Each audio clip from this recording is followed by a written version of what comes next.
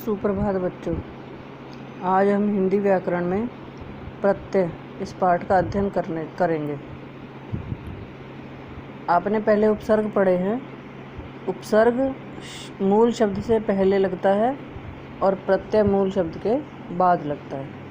उपसर्ग जो है वो मूल शब्द से पहले लगकर नए शब्दों का निर्माण करता है और प्रत्यय मूल शब्द के पीछे ये जुड़कर उनके अर्थ में परिवर्तन कर देते हैं। इसी को हम प्रत्यय बोलते हैं।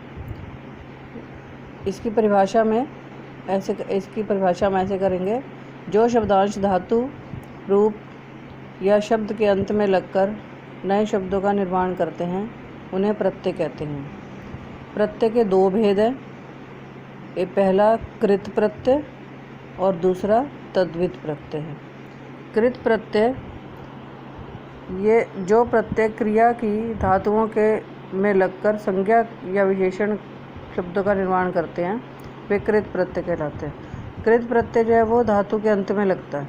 धातु मीन्स क्रिया, धातु या क्रिया, तो धातु के अंत में लगते हैं और ये संज्ञा या विशेषण इन शब्दों का निर्माण करते हैं।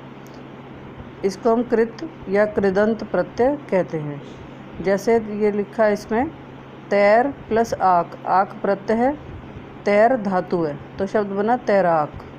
लिख और ना शब्द बना लिखना। इस तरह से ये कृत प्रत्यय जो है वो धातु के अंत में लगता है और नए शब्दों का निर्माण करता है या शब्दों के अर्थ में कुछ परिवर्तन कर देता है। इसमें बहुत सारे उदाहरण दिए हैं कृत प्रत्यय के। जैसे आई, इससे शब्द बनते हैं हमारे लिखाई, पढ़ाई, कमाई, पिटाई, चढ़ाई। ऐसे ही और भी ये आगे प्रत्यय दिए हैं इसमें। जैसे आहट शब्द है मुस्कुराहट, घबराहट। औती शब्द है मनौती, फिरौती। औना बिछौना, खिलौना। कर प्रत्यय है लिखकर, जानकर, गिरकर, सोकर। वाई प्रत्यय है सुनवाई, कटवाई, लगवाई और तुलवाई। तो इस तरह से ये प्रत्यय है। ये बहुत सारे प्रत्यय दिए हैं इसमें, इन्हें आप अच्छी तरह से पढ़ लेंगे। दूसरा प्रत्यय है तद्धित प्रत्यय। जो प्रत्यय संज्ञा विशेषण सर्वनाम इनके साथ लगकर नए शब्द बनाते हैं वे तद्धित प्रत्यय कहलाते हैं। जो प्रत्यय संज्ञा सर्वनाम विशेषण इनके पीछे लगते हैं और नए शब्दों का निर्माण करते हैं या उसके अर्थ में कुछ परिवर्तन करते हैं तो वे तद्धित प्रत्यय कहलाते हैं। तद्धित प्रत्यय में भी बहुत सारे प्रत्यय दिए हैं। जैसे ये आ प्रत्यय है आई, आना, आनी, आर, आरी। आगे और ये है सब ईला, एरा, कार, वाला। ये सब तद्धित प्रत्यय के उदाहरण हैं। इसमें संस्कृत के भी कुछ प्रत्यय हैं। जैसे आलू, इससे शब्द बनते हैं दयालु, लज्जालु, कृपालु। ईय प्रत्यय भारतीय, शासकीय। नीय गोपनीय, आदरणीय। तो इस तरह ये सभी प्रत्यय हैं इसमें। तो इनको हम ध्यान से एक बार पढ़ लेंगे और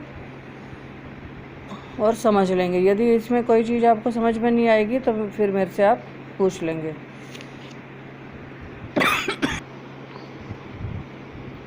ये किसमें चीज़ दी है? उपसर्ग और प्रत्यय में समानता। इन दोनों में क्या समानता है?